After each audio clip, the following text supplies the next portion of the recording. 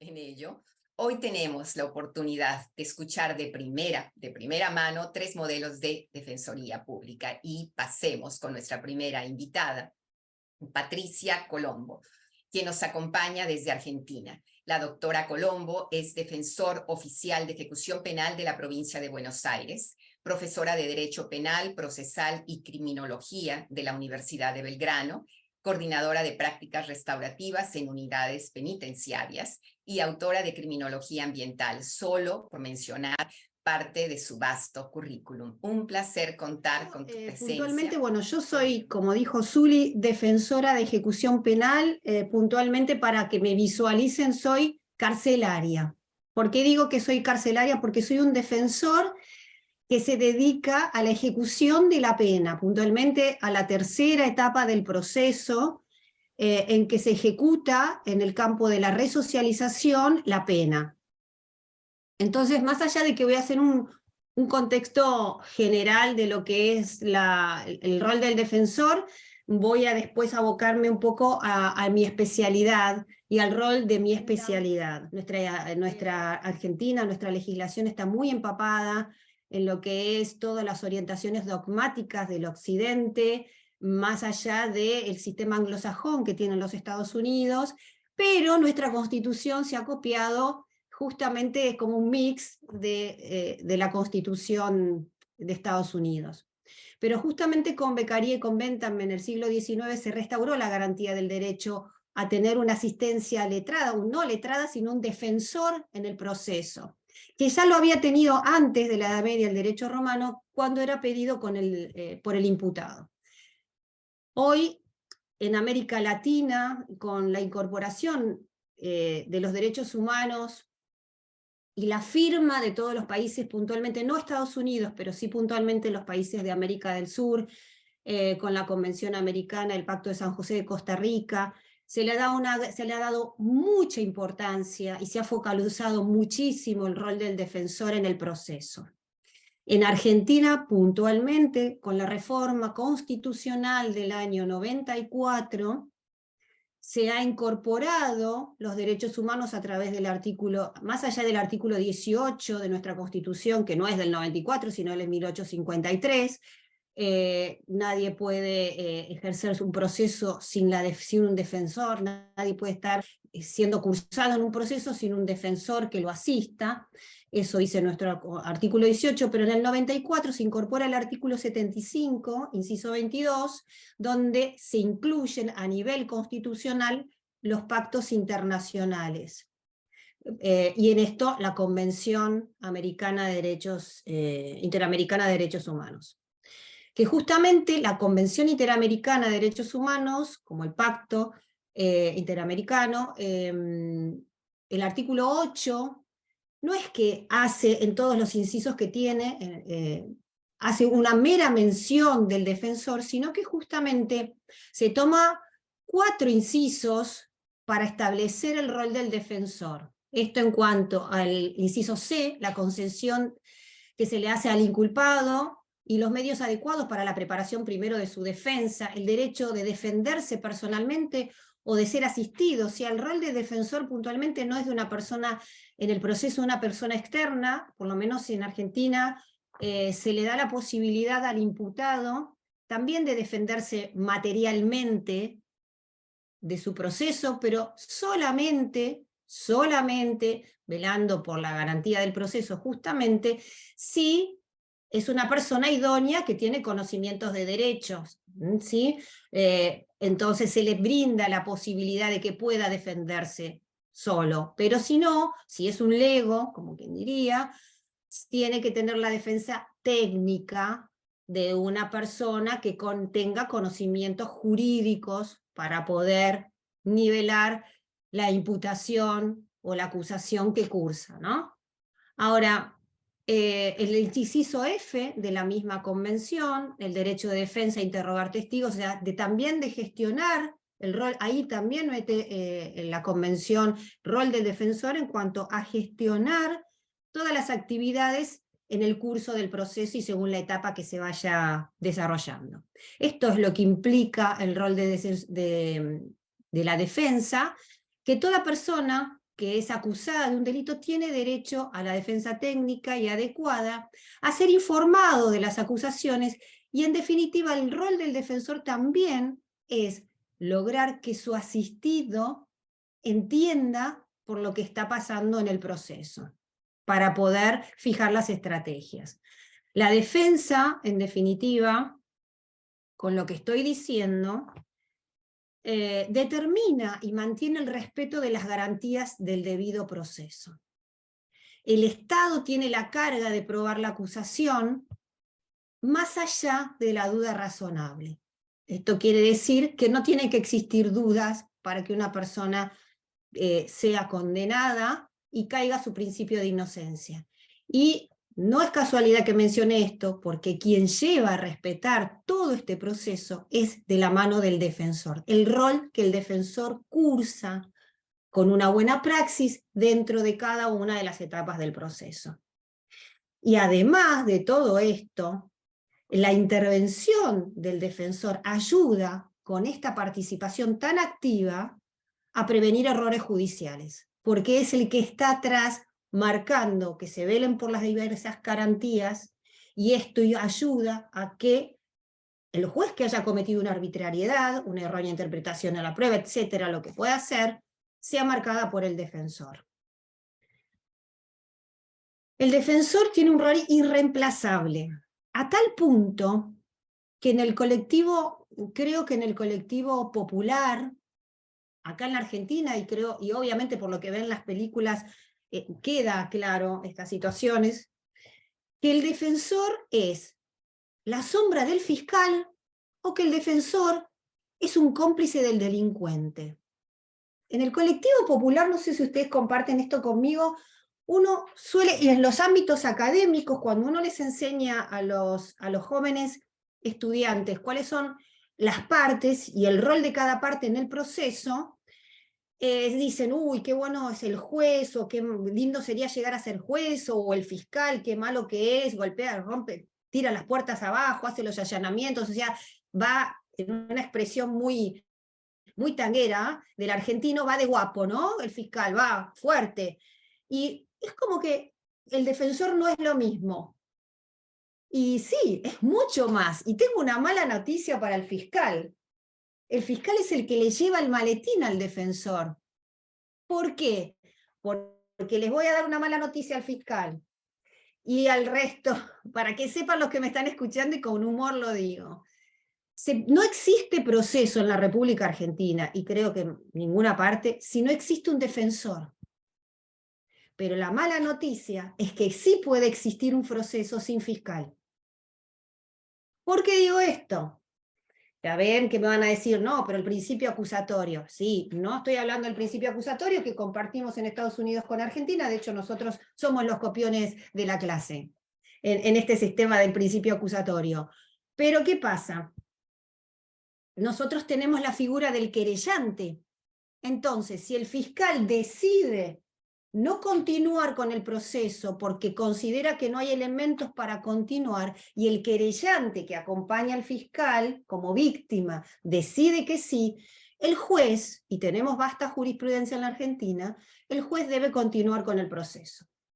No será con ese fiscal, lo acompañará en un sorteo un nuevo fiscal, pero el proceso se continúa porque existe la figura del querellante. Entonces, imagínense, y creo si hay muchos jóvenes que están estudiando, sepan que el rol del defensor es de máxima importancia. No existe proceso con garantías si no existe un defensor que esté alineando el proceso en todas las garantías constitucionales.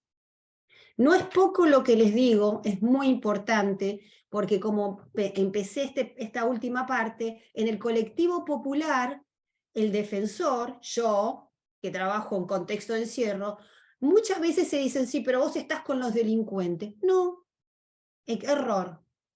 Yo estoy con las garantías del debido proceso, con el proceso justo. ¿Y por qué es esto? ¿Y por qué es esto? Imagínense que todo el Estado, como le digo a mis alumnos, todo el Estado tiene toda la batería tiene a la policía, tiene a los fiscales, los servicios de inteligencia, a los peritos, qué criminalística, todo lo que ustedes herramientas puedan tener para atacarme a mí, que soy el imputado. Y yo me doy vuelta y no tengo a nadie. Entonces, si el poder del Estado para la persecución penal es tan poderoso, es lógico que exista el defensor para proteger las garantías constitucionales. Y en una suerte de metáfora, digo, ¿no? Si podría llamarse así, vendría a ser como que David y Goliat. El defensor con la gomera le pega fuerte a la estructura del Estado y lo vence, muchas veces lo vence. ¿Por qué? Justamente porque se respetan las garantías constitucionales para evitar que se viole el principio de inocencia. Uno es inocente hasta que se demuestre lo contrario por sentencia firme que haga caer más allá de la duda razonable. Y todo esto se logra por la participación firme, determinante y activa del rol del defensor en cada una de las etapas del proceso. Y siguiendo, dicho esto de manera general en cuanto al rol, la Argentina puntualmente, la legislación argentina, como dije antes, incorpora el artículo 75, inciso 22, con los pactos internacionales, Comité contra la Tortura, la Convención Interamericana de Derechos Humanos, el Pacto de San José de Costa Rica, como dije, pero en la Argentina, yendo a mi territorio, a la provincia de Buenos Aires, en el año, después de la reforma constitucional, les quiero contar, en el año 96 se modifica nuestro Código Procesal Penal, y yendo ya al campo de mi especialidad, lo que hace el Código Procesal nuevo es incorporar dentro, primero aplicar el principio acusatorio, porque no teníamos principio acusatorio, teníamos un principio escrito, inquisidor, traído de las viejas épocas. Entonces, traemos un poco, copiándonos de Estados Unidos, el principio acusatorio, con la incorporación de la figura, dándole el protagonismo al fiscal, justamente para evitar, como era antes, que el juez, violando la imparcialidad, sea juez y parte, o sea, investigue y condene. ¿Y qué sucede acá? Entonces, lo que hace es que el juez pierde la objetividad después al momento de condenar, porque ya pudo evaluar la prueba.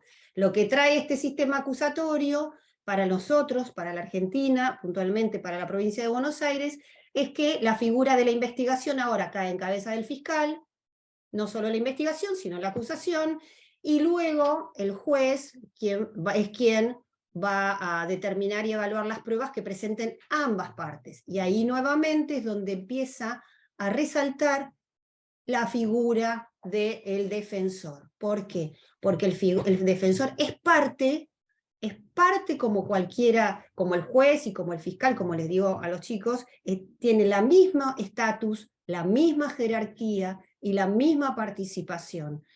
Pero, por más que en el colectivo popular y en el de los jóvenes digan el fiscal y el juez, el defensor tiene mayor relevancia porque, insisto, no existe proceso justo sin garantías si no está el rol del defensor apuntalando cada una de las etapas del proceso. En la provincia de Buenos Aires, dicho esto, se agrega en el Código Procesal una etapa más que no existía. Nosotros siempre en las altas casas de estudios se enseña que las etapas del proceso son la investigación, el juicio y la sentencia. Y no es así. Yo enseño a mis jóvenes que el proceso se desarrolla en una investigación, en una etapa de juicio y de ejecución de la pena. El juicio no se termina, el rol del defensor no termina cuando se dictó sentencia. Al contrario, comienza una nueva vida autónoma y propia en el desarrollo del proceso y en el desempeñar del defensor. Es en la etapa que en la cual me desarrollo yo. Porque si bien en la etapa del conocimiento, hasta llegar a la sentencia, el primer defensor trató de que la pena tenga un sentido retributivo, por así decirlo, yéndonos un poquito a la finalidad de la pena, para que se lo castigue a la persona o se determine su responsabilidad por el hecho cometido, lo que queda en esta etapa de ejecución penal, el fin de la ejecución de la pena, que es velar para que esa pena impuesta se ejecute con el principio de la resocialización. Es acá donde el rol del defensor juega un rol protagónico, con una actividad muy intensa, pero que tiene una finalidad, que es acompañar a la persona que se le ejecuta una pena con un principio de la prevención especial, de la resocialización para ser reintegrado a la sociedad. Este sistema acusatorio tiene un espíritu como un pilar que lo ha visto el legislador al momento de incorporarlo como título quinto dentro de nuestro Código Procesal, justamente con la visión y la problemática que en América Latina, desgraciadamente, y América del Sur trae de nuestras cárceles. Hay mucho hacinamiento en nuestras cárceles y esto se evita que se cumpla con el plan de resocialización. Se supone que la cárcel tiene que servir para insertar nuevamente a la persona con trabajo, con estudio, con momentos de recapacitación y empatizar con la víctima. De hecho, hoy también, creo, no sé si se ha escuchado en Estados Unidos y en México, perdón, me incorporo a México, me está olvidando, solo por mirarlo azul y me pasa esto. La miro azul y digo, hablo de Estados Unidos, pero bueno, y estamos con nuestros hermanos de México, comparto, seguramente con México tendremos algunas más cosas en común. Se utiliza hoy lo que es justicia restaurativa, prácticas restaurativas, para poder unir o restaurar y el perdón de la víctima en las cuestiones, en determinados crímenes, para que, si bien existe una condena, eso no se va a salvar de la condena, del juez, del proceso, pero en momentos de poder dialogar frente a frente con la víctima del delito, lleva a poder, en la etapa de la ejecución, y todo esto va seguido por el defensor, lo planteo como un rol más que tiene el defensor, que va más allá de lo jurídico, va a lo que es el acompañamiento social, humano, como para poder ayudar a esta persona a que se reincorpore a la sociedad. Y en estos casos de justicia restaurativa, en las que trabajo yo también en las cárceles con jóvenes adultos, lo que suele suceder es que es muy bueno a la vista del juez al momento de poder plantear la libertad condicional o algún tipo de instituto que lo beneficie para egresar de la cárcel. ¿Por qué es esto? Porque el juez trata de ver la evolución del interno dentro del contexto de encierro y trabajando estos temas como empatizar con la víctima, como el perdón de la víctima, le da como un visto bueno, favorable, un pulgar para arriba, como quien diría, para poder sumar a la posibilidad de reintegrarlo a la sociedad. O sea que el espíritu del legislador en la Argentina en el año 96 hasta el día de hoy fue tratar de incorporar la ejecución y el rol de un defensor en la ejecución de la pena que esté velando por los derechos de los detenidos en todo lo que es el plan de la resocialización para poder después reinsertarlo a la sociedad, y eso fue la visión que tuvo a incorporarlo dentro del código.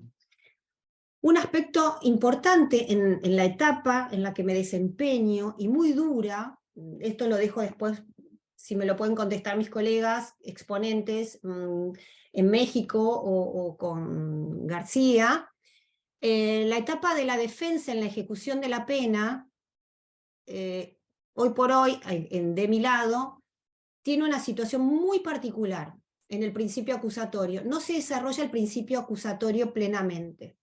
Entonces, ¿qué sucede? La etapa es como al revés. Somos los defensores, justamente lo que estaba contando recién de justicia restaurativa, somos los defensores que debemos aportarle al juez que la persona se ha recuperado, que la persona se ha portado bien, que la persona ha trabajado y ha estudiado. O sea, el fiscal tiene una postura muy cómoda hoy por hoy, espero que en algún momento se revierta, porque no se aplica o no se desarrolla el verdadero principio acusatorio, que es el fiscal el que debe probar que esa persona no está en condiciones de volver a la sociedad.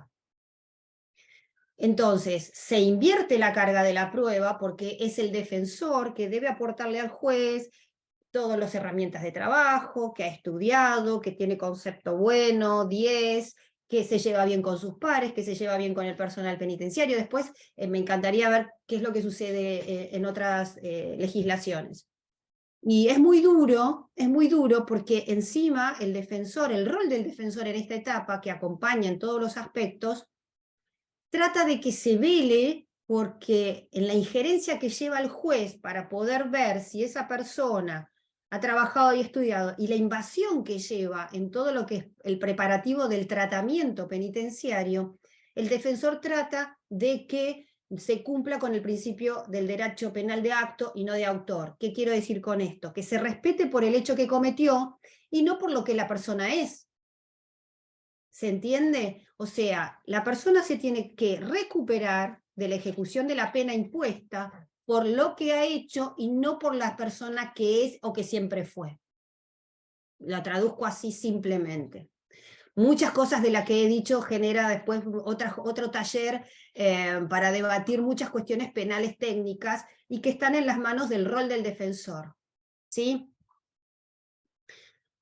La defensa en la ejecución de la pena lo que tiene de bueno es que genera una autonomía, pero es multidisciplinaria, porque para ejercer el rol de defensor en la ejecución uno utiliza el Código Penal, en la Argentina por lo menos, el Código Penal cuando tiene que hablar de una libertad condicional, el Código Procesal justamente para iniciar el proceso de las partes, si es un incidente, hay un acta, se utiliza el Código de Procedimiento, y se utilizan normativas de derechos humanos y de derecho administrativo.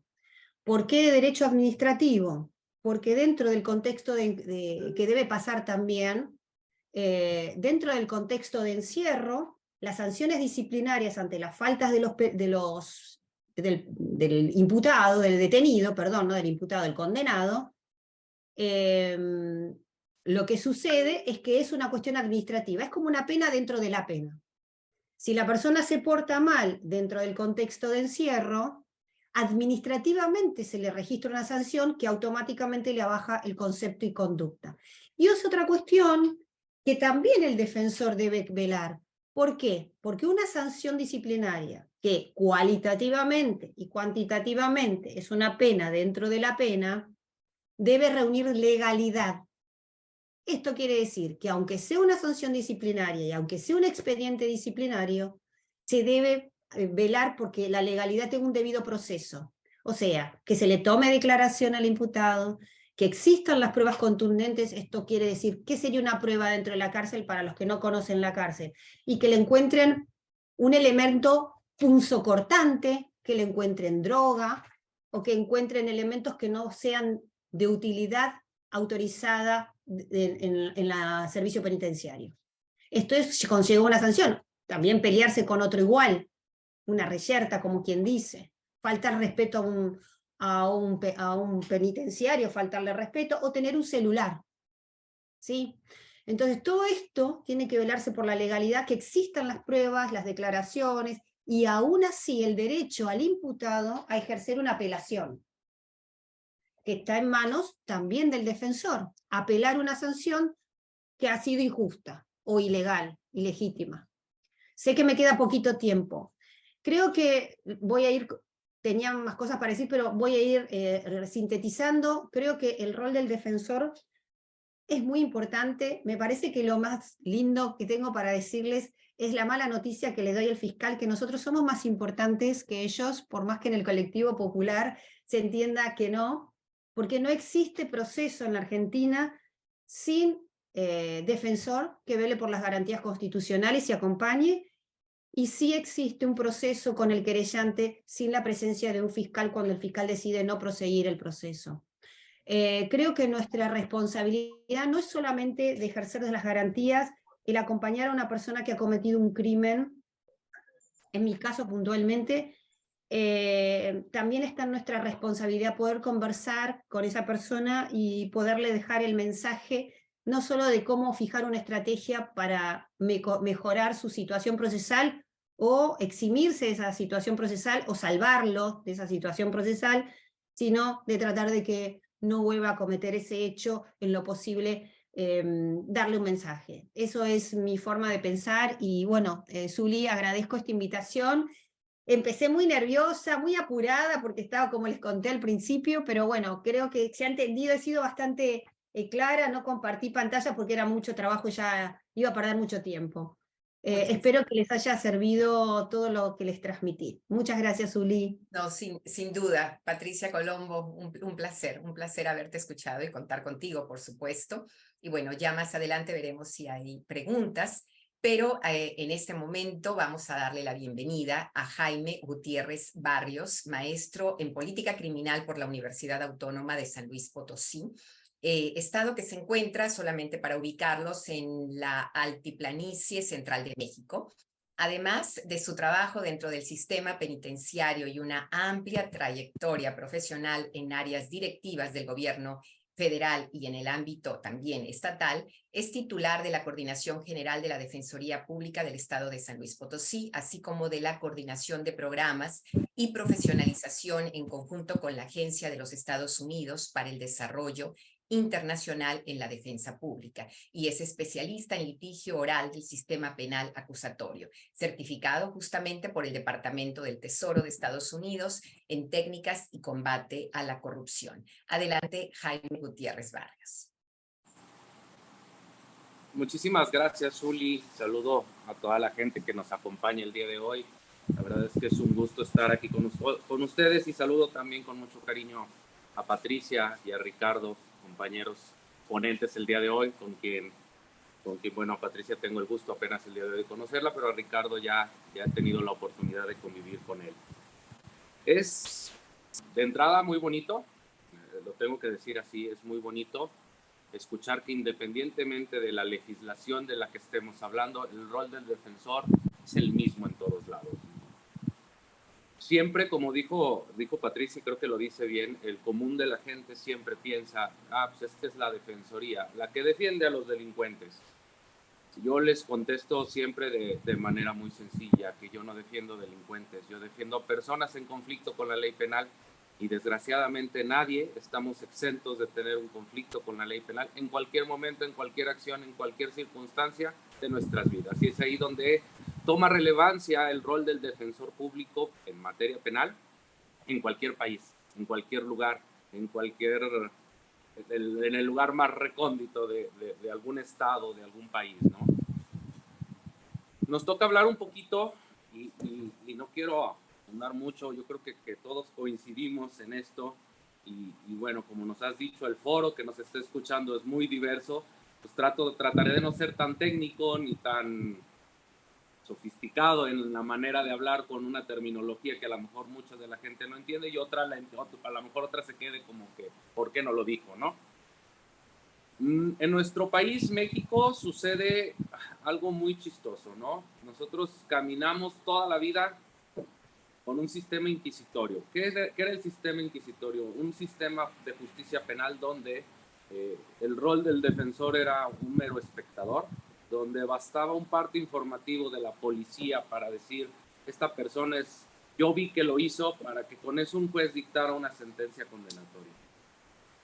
A partir de 2016 empieza la reforma constitucional en México y cambiamos nuestro sistema al sistema acusatorio, como ya lo dijo Patricia, ¿no? Que yo lo llamo la oportunidad de poder defender y hacerlo bien en el sistema, ¿no? El rol del defensor a partir de ahí toma una circunstancia distinta, le dan parámetros distintos a su quehacer diario. Así, como ya lo dijeron, nuestro deber fundamental, conforme a nuestra Constitución, es dar una defensa técnica y adecuada. Y cuando hablamos de defensa técnica y adecuada, pues es de calidad, ¿no? La defensa pública no busca ganar por ganar, busca que los procesos sean justos para las personas, que si va a ser responsable de alguna de algún hecho con apariencia de delito, la pena que se le vaya a imponer sea una pena justa, no una pena inusitada. Y esa es una de las principales funciones. ¿Dónde aplica la defensa pública en México? Aplica desde el primer momento en que se le genera un acto de molestia al ciudadano. Obviamente no podemos estar en el momento de la detención de una persona, ¿verdad?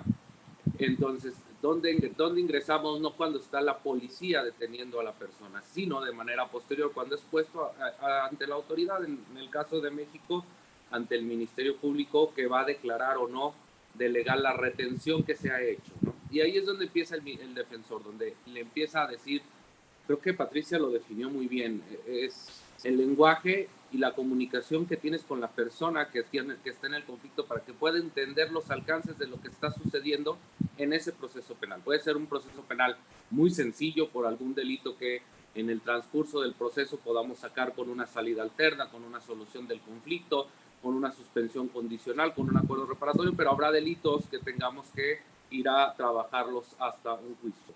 El rol del defensor en primera instancia cuando recibe una persona con conflicto en la ley penal definitivamente es tener una comunicación constante y hacerle saber los alcances que tiene.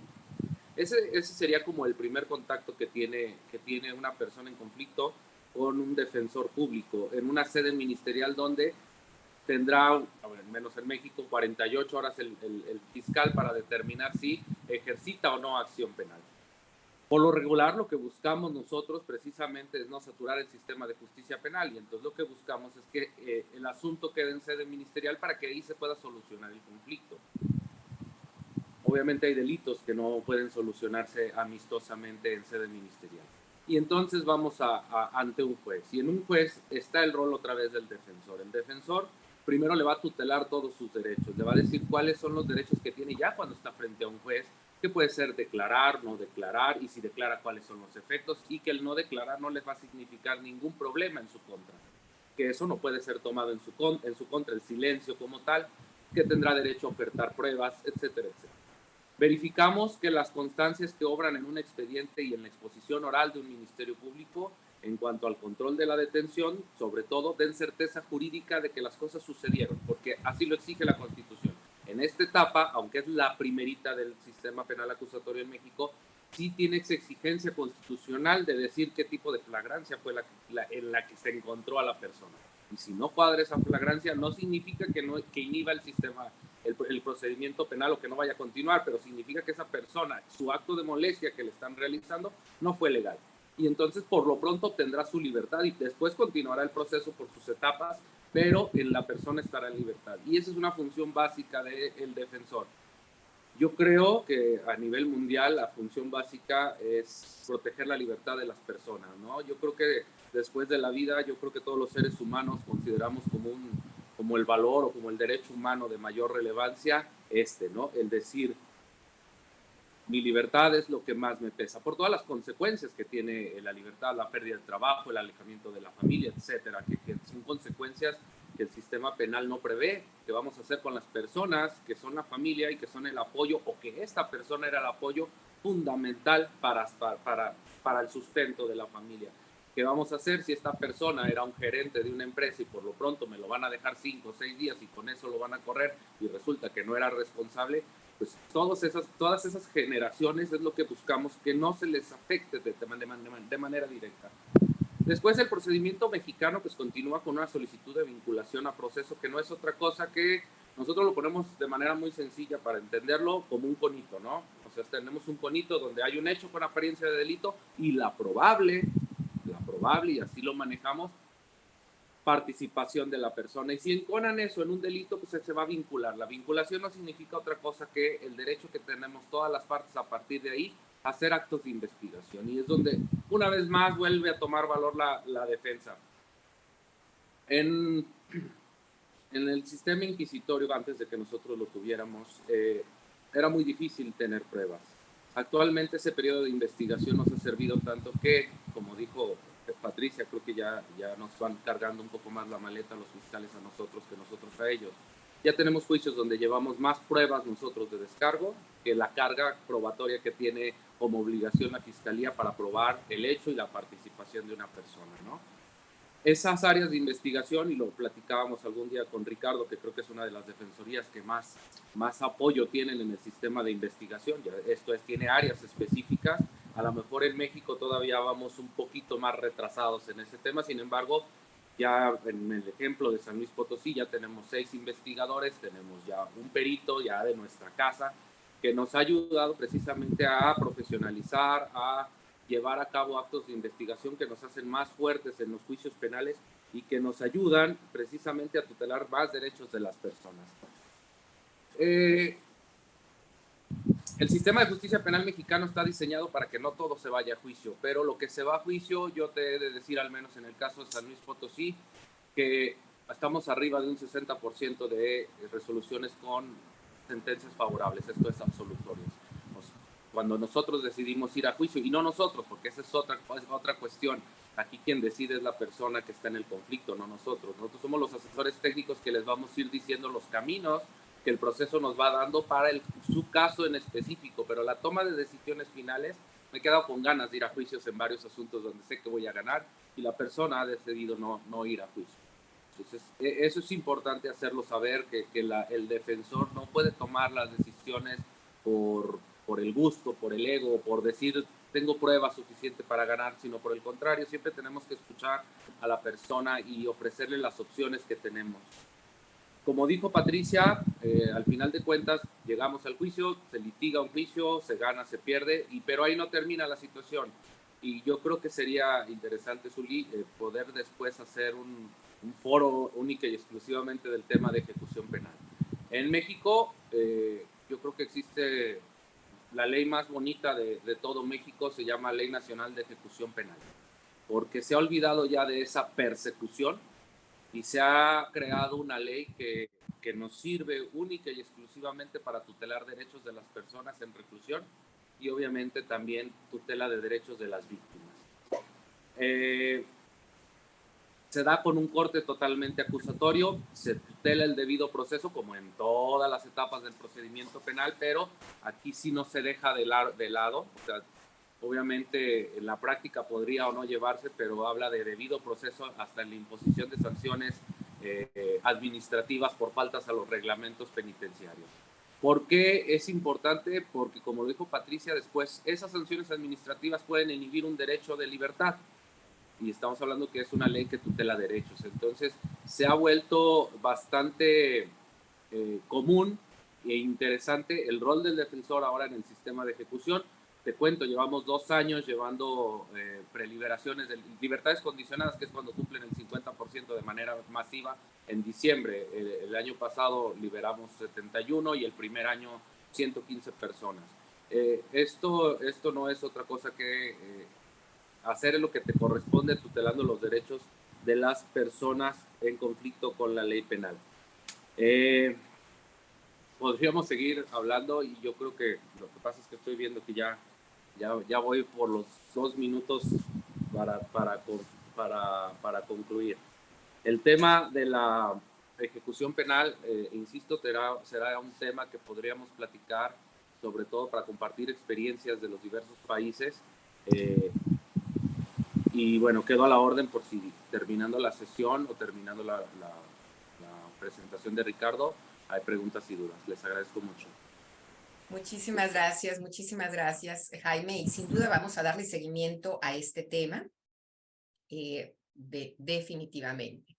Damos la bienvenida entonces a Ricardo García, elegido en el 2018 como el defensor público del Condado de Los Ángeles, California, el condado más grande del país y quien dirige la defensoría pública más grande también y antigua de los Estados Unidos. Ya acabamos de cumplir el año que entra 110 años de existencia. Y como explicó Zuli, somos la defensoría pública más antigua de la nación y la más grande.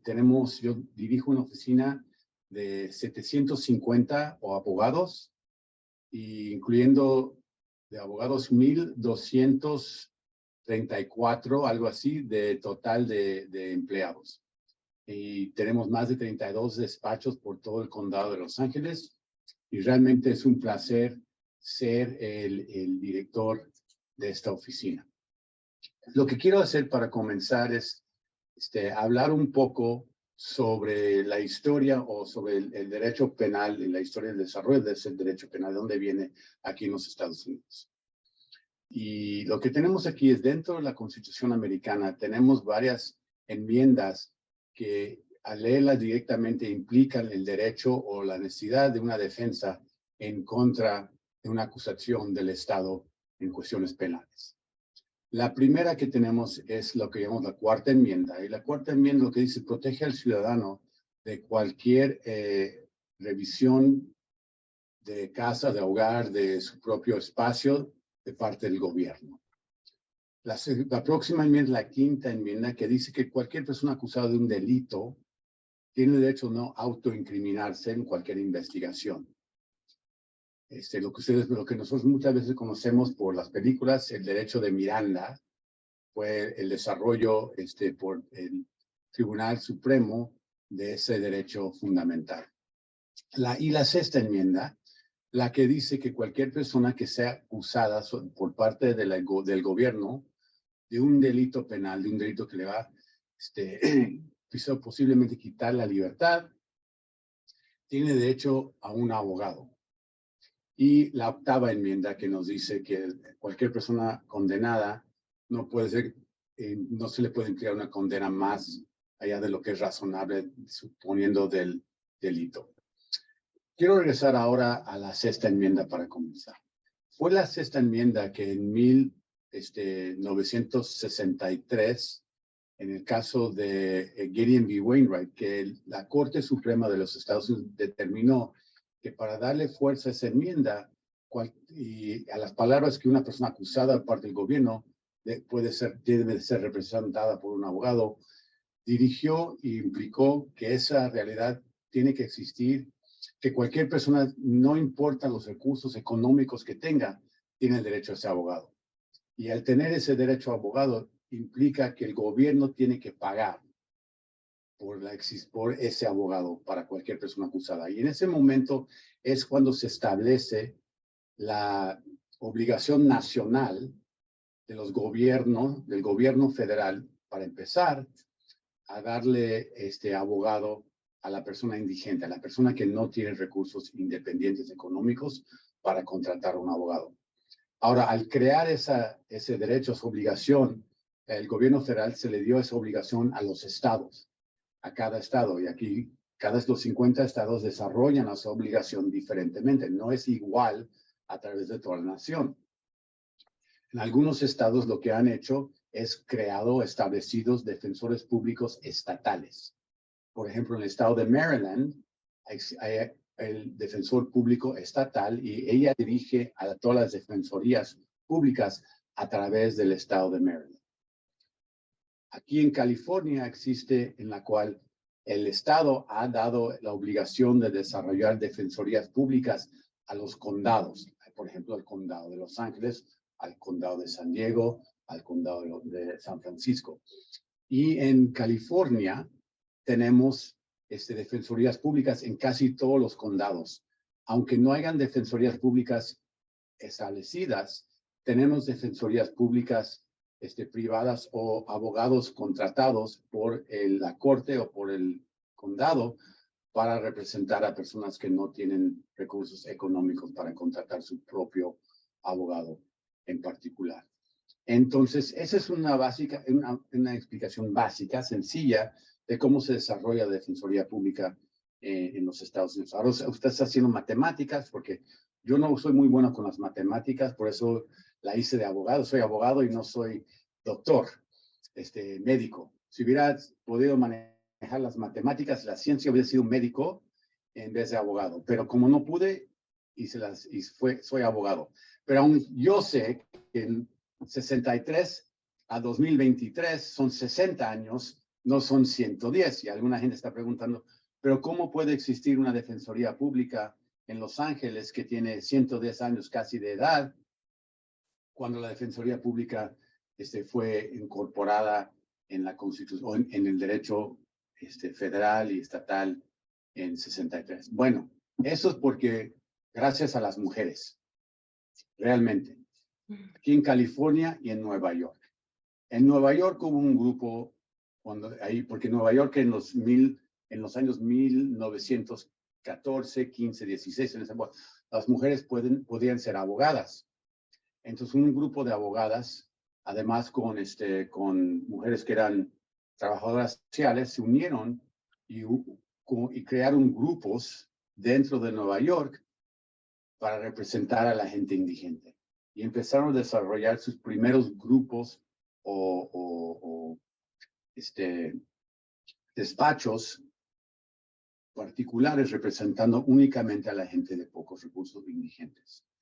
Pero eso no fue soportado directamente por el condado o por la ciudad, sino fueron grupos independientes de mujeres que empezaron esa ideología en Nueva York. Al mismo tiempo, aquí en California, las mujeres no tenían el derecho de ser abogados. Entonces, una mujer, Clara Shortridge Falls, por la cual es el nombre del edificio donde yo trabajo, una mujer que divorciada, creando a sus propios niños independientes sin esposo, determinó que ella quería ser abogada y reclamó al Estado para dar el derecho de ser abogada y entrar a estudiar el derecho. Entonces estudió derecho y consiguió su licenciatura para ser la primera mujer en el condado, en el estado de California, con licenciatura de ejercer como abogada. Y en ese trabajo empezó a trabajar como fiscal aquí en el condado de Los Ángeles.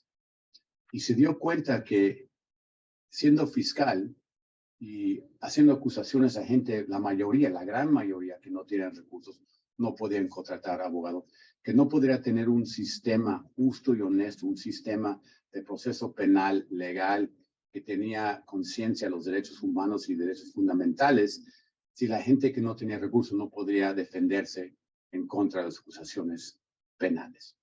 Entonces, usando su propia idea, empezó a desarrollar y exponer la idea de que debería de haber una defensoría pública de abogados que trabajan únicamente en esa carrera para defender a las personas acusadas de delitos penales. Y por sus esfuerzos y por su trabajo sumamente dura, ella fue la primera que fundó la Defensoría Pública aquí en Los Ángeles en el 1914. Por eso fuimos la primera Defensoría Pública en la nación y ya vamos a cumplir 110 años de ser exactamente defensores públicos. Ya Jaime y Patricia han hablado muy claramente del proceso penal y lo que me encanta escuchar es que no importa si estamos en Argentina o en México, como comentó Jaime, el corazón del defensor público es igual, ¿verdad? Escuchando a Patricia Colombo hablar, podríamos ponerla aquí en Los Ángeles con un defensor de la misma calidad de años y experiencia que tenemos aquí. Escucho el mismo corazón y el mismo pasión para representar a la gente y entender que el defensor público es el punto principal en el proceso penal, y sin el defensor público no tenemos un proceso penal justo y ni honesto. Con Jaime hemos hablado varias veces de esto, es igual en México.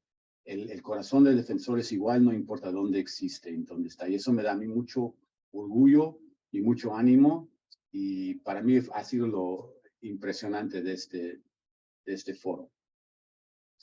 Pero también lo que tenemos, que se tiene que repetir las veces que se pueda, es que empezamos con la idea de el individuo es inocente, ¿verdad? Hasta que se compruebe lo contrario, más allá de cualquier duda razonable. Y esa obligación cae al fiscal, no al acusado. Y lo que significa eso, fundamentalmente, es que el acusado no tiene que hacer nada. No tiene que presentar evidencia, no tiene que hablar, no tiene que explicarse de una forma u otra de la acusación. Y eso es al contrario de la forma en que nosotros como seres humanos, como padres, como hijos, como participantes en esa sociedad, entendemos nuestro deber y la acusación. Porque si vamos en la carretera, vamos caminando por la calle y vemos una persona que está esposada y la están metiendo en una patrulla, la mayoría de gente, lo primero que piensan es, ¿qué ha hecho esa persona? ¿Qué hizo? ¿Qué delito cometió? De niños, si tienes hermanos o hermanas y vas a tus padres y dices que tu hermano mayor o tu hermana menor se comió las galletas o rompió la ventana, lo primero que preguntan los padres es a la persona acusada, ¿por qué lo hiciste?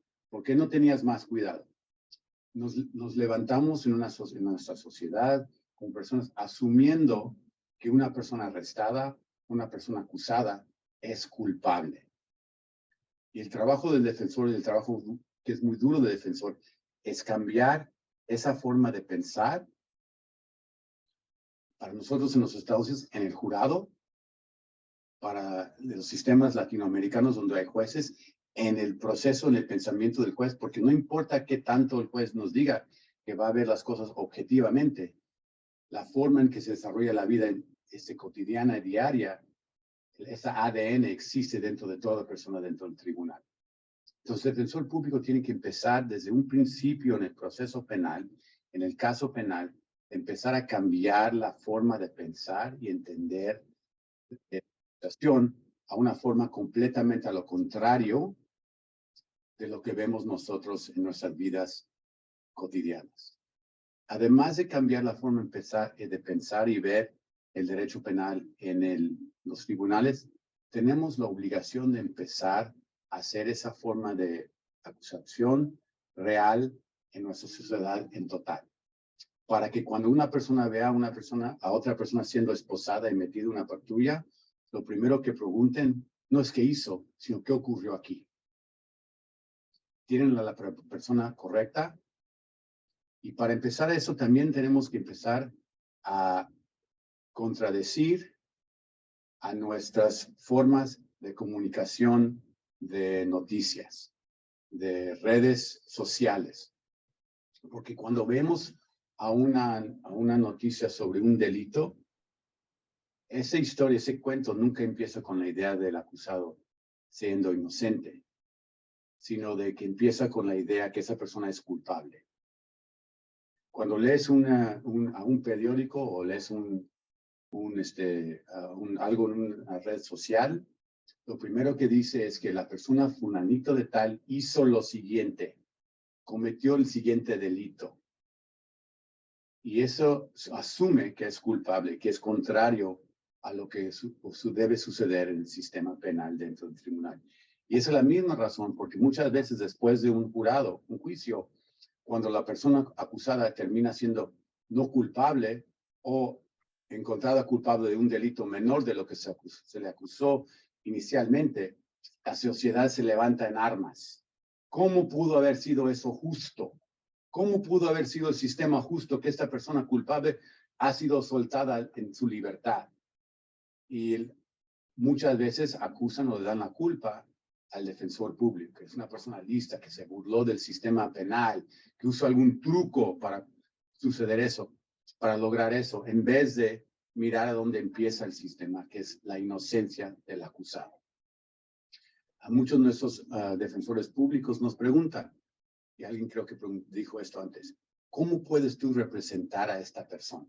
¿Cómo puedes tú dormir después de ser el abogado de esta persona horrible y espantosa, culpable? Eso lo he escuchado en los 28 años que llevo de esta carrera. No creo que ha pasado un año en que no lo he escuchado. Y lo que yo contesto a eso, porque la ADN y la ciencia nos ha mostrado que esto es correcto, ¿cómo se le puede acusar a una persona inocente? ¿Cómo se le puede condenar a una persona inocente? Y aquí en los Estados Unidos, ¿cómo se le puede ejecutar a una persona inocente? Sabemos que esto sucede todo el tiempo por la ciencia, el desarrollo de la ciencia, que nos ha mostrado físicamente que gente condenada, gente matada por el gobierno en las cárceles, han sido inocentes. Entonces, antes de preguntarnos cómo podemos defender a una persona culpable, tenemos que empezar con la pregunta, ¿cómo se le puede permitir a una sociedad existir con un sistema de la cual sabemos que gente inocente es condenada, es privada de su libertad, que familias están destrozadas por falsas acusaciones de parte del gobierno o parte de fiscalías, intencionales o no? La intención no es lo que importa, sino lo que importa en esa situación es permitir que ocurra y que hagamos la pregunta al revés, en contra del acusado. Entonces, eso es muy importante de empezar a entender el sistema penal y la razón por qué muchos de nosotros la trabajamos con tanto corazón, con tanto orgullo y con tanta pasión, porque vemos diariamente a personas acusadas de delitos que no han cometido y vemos en la fuerza total del Estado peleando en contra de ellos para condenarlos. Y aunque tengamos evidencia a su favor, fiscales que no quieren soltar esa acusación. La próxima parte de la cual quiero hablar y dar tiempo para hacer preguntas es a dónde vamos ahora con la Defensoría Pública. ¿Cuál es nuestra obligación como defensores públicos en este trabajo? Y nuestra obligación es entender que nuestro cliente es más de lo que se le acusa. La persona que representamos es una persona que viene de una historia muchas veces de abuso, muchas veces de sistemas que faltan soporte económico o alimentaciones apropiadas. Hay muchas razones por las cuales están en el sistema en que lo encontramos. Tenemos la obligación de empezar a desarrollar defensas holísticas que ven a la persona entera, entendiendo que simplemente atacando la acusación y consiguiendo, aunque ganemos la condena, no arregla el problema. Pero en eso no es que sea la obligación de la Defensoría de desarrollar esos programas. No es la obligación de la Defensoría de conseguir sistemas que soportan a la familia de nuestros clientes, a las familias de comunidades que faltan recursos fundamentales, sino es nuestra obligación ponerle presión a los sistemas que ya existen, que no tienen interés de soportar a nuestros clientes porque no son de la gente que piensan que tienen valor en la sociedad, por la misma razón que las noticias dicen, esta persona es culpable o no tiene valor. Tenemos que asegurarnos que sistemas de servicios mentales, servicios médicos, servicios académicos, servicios sociales, estén dentro y fuertes de las mismas comunidades de donde salen nuestros clientes. Y asegurar que a los acusados, condenados o no, se les da ese soporte, no solamente a ellos, sino a sus familias también. Entonces, viendo eso, es importante que, por lo menos aquí en Los Ángeles, que las defensorías públicas empiecen a desarrollar relaciones con programas que ya existen dentro de nuestras comunidades para darle esos servicios a nuestros clientes, porque con los pocos recursos que existen dentro de nuestras comunidades, dentro de nuestros gobiernos económicos, es importante, en vez de pedir lo que no nos van a dar, aprender a tocarle la puerta y pedirle la ayuda a los grupos que ya existen, que hacen el trabajo que nos quisiéramos tener para nuestros clientes.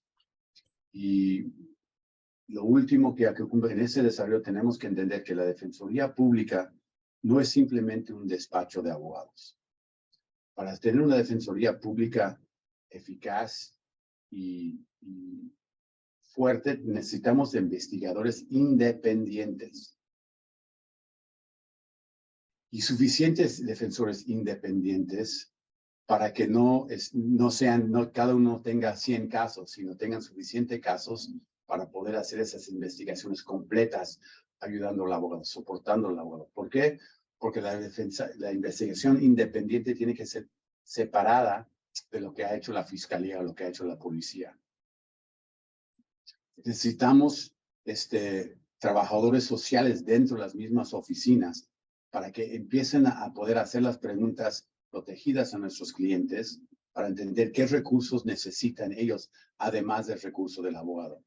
¿Qué recursos necesitan ellos dentro de su comunidad o de su propia familia, además del recurso de tener un abogado soportándola en el caso? Y en fin, necesitamos tener paralegals, paralegales en nuestros despachos, porque no simplemente somos oficinas de gobierno, sino somos despachos de derecho.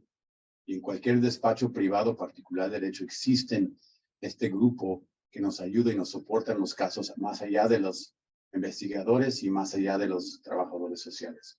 Nos tenemos que empezar a ver como una parte de la comunidad, como una parte de la sociedad, pero como dijo Patricia al principio de eso, como el punto más importante y principal en el proceso penal. Cuando estamos preguntando cómo vamos a cambiar el sistema penal aquí en los Estados Unidos, en cualquier parte del mundo, cómo vamos a desarrollar un proceso, un sistema más humano, les digo que no lo vamos a hacer de la forma que lo hemos estado tratando de hacer por los últimos 40, 50 años. Ingresando recurso tras recurso a los mismos grupos que no tienen interés de cambiar la forma en que trabajan. Tenemos que darle a los grupos que tienen interés a las personas que queremos ayudar. Y con eso, muchísimas gracias, Suri, por este momento y ojalá tengamos otras oportunidades para regresar y hablar sobre el proceso penal y las defensorías públicas. Sí, con respecto a lo que dice Ricardo y puntualmente lo que vivo, es cierto, confirmo que obviamente el abogado privado compra la confianza, ¿no? Y obviamente que para el abogado privado el recibir a su cliente es con una hermosa sonrisa todo el tiempo porque él está pagando, pero es una trampa mortal. Me hago cargo de lo que digo, es una trampa mortal. ¿Por qué? Porque vive al límite, ese cliente vive al límite de tener el dinero para cada etapa del proceso, porque no sabe que el día que no pueda responder o hacer esa transferencia mágica, se queda en la oscuridad y en el vacío, porque nadie le va a atender el teléfono. Y es lo que me sucede a mí en mi trabajo. Tengo muchísimas causas de personas privadas de la libertad que no han podido volver a comunicarse con su abogado privado porque no han tenido el dinero para afrontar esa libertad, ese pedido de libertad, esa indagatoria, y han tenido que volver a mí o venir hacia mí, porque no les quedó otra, porque soy la defensora pública, o sea, de ejecución penal.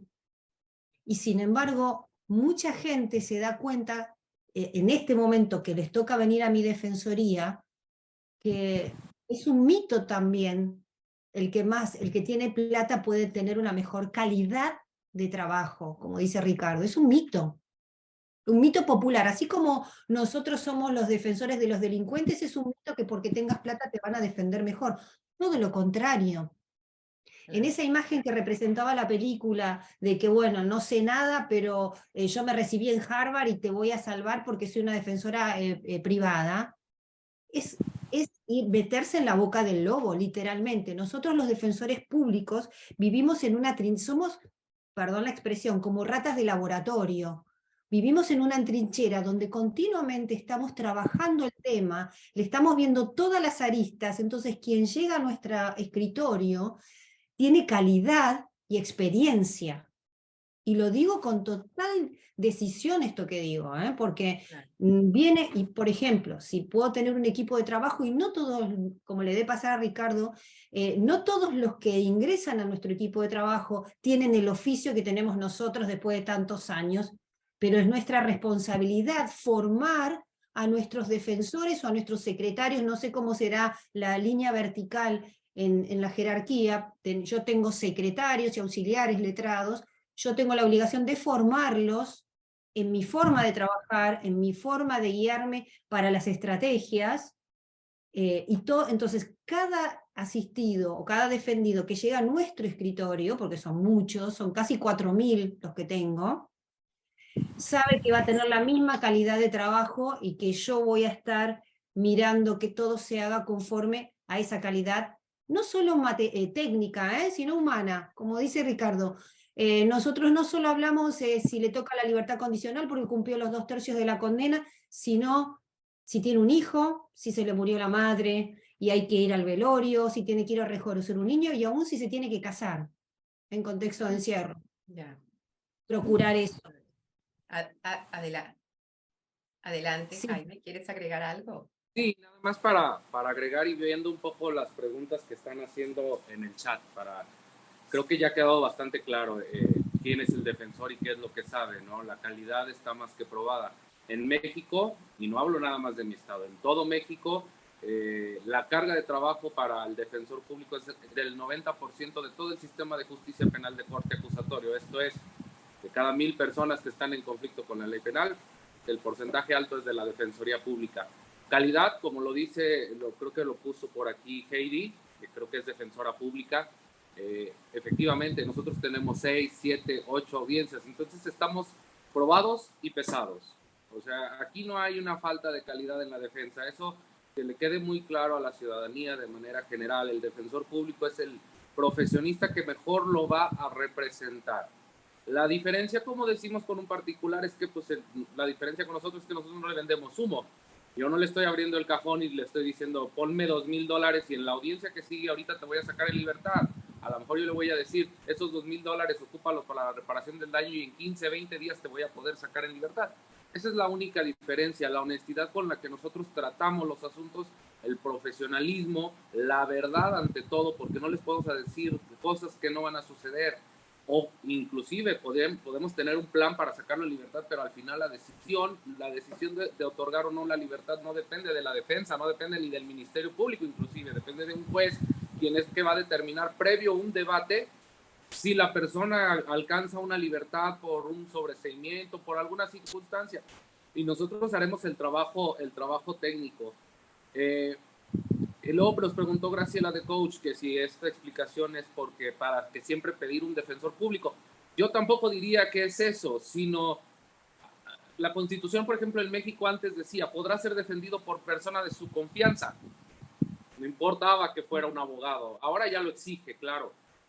Pero creo que retomando lo que decía anteriormente nuestra carta máxima, cuando hablamos de persona de confianza, bueno, pues si tú tienes un abogado que te ha tratado a tu familia durante 30, 40 años y que defendió a tu abuelo, ayudó al sucesorio intestamentario de tus tías, toda la vida ha estado con ustedes y les ha dado resultados, pues bueno, no tienes por qué recurrir a un defensor público porque es el abogado de tu confianza. Por eso nuestra Constitución dice, la persona en conflicto tiene derecho a elegir libremente a quién lo va a representar. Si no tiene o no puede, el Estado, a través de la Defensoría Pública, le designará un abogado, un representante legal que tutele sus derechos, volviendo el tema debido proceso. Y eso era lo que quería completar nada más de lo que tan atinadamente Ricardo y Patricia ya han hablado, ¿no? Hemos visto, bueno, ojalá Gracias, que los que están presentes han visto que no importa dónde hay defensor público, somos lo mismo, tenemos la misma calidad de representación, el mismo orgullo en el trabajo que hacemos, el mismo corazón para representar a la gente acusada y realmente querer no solamente cambiar a nuestra comunidad, sino cambiar la sociedad, cambiar la representación de la persona indigente. Entonces, con mucho gusto he estado aquí y ojalá continuamos esta conversación. Sin duda, compromiso. Pues bien, gracias a ustedes, nuestros invitados, Patricia Colombo, quien nos ha acompañado desde Argentina, Jaime Gutiérrez Barrios desde México y Ricardo García en Los Ángeles, Carlos Narro también en Los Ángeles, de donde yo también me despido. Gracias a cada uno de ustedes también por sumarse a esta jornada internacional de foros virtuales de Expediente Rojo Project.